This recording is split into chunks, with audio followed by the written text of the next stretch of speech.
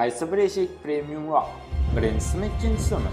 Menimcha ikkinchisi neoklassika krashenli hisoblanganligi uchun chiroyli ko'rinadi. Qaysi biri premiumroq?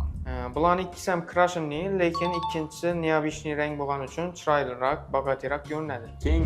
Keyingisi, birisi laminat, birisi krashenli. Birinchisi krashenli, menimcha shu krashenli bogatyroq, chiroyliroq, yorqinroq ko'rinadi. keyingisi, Bu ham shunning birinchisi krashenli, ikkinchisi laminatdan yasalgan. Krashenli chiroyliroq, bogatyroq ko'rinadi. keyingisi, Bu yerda birisi krashenli, birinchisi, ikkinchisi shpondan yasalgan. Endi har kim har xil. Menimcha birinchisi, nechun deganda oq rang o'zimga yoqadi. keyingisi oxirgisi. Bu yerda birisi minimalizm uslubida yasalgan, ikkinchisi shohona.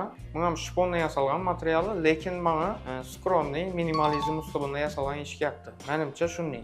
Shu ko'rsatib o'tilgan eshiklardan sizlarga qaysi birlari yoqdi? Shuni kommentariyaga yozib qoldiringlar. Sizlarning fikrlaringiz biz uchun qiziq.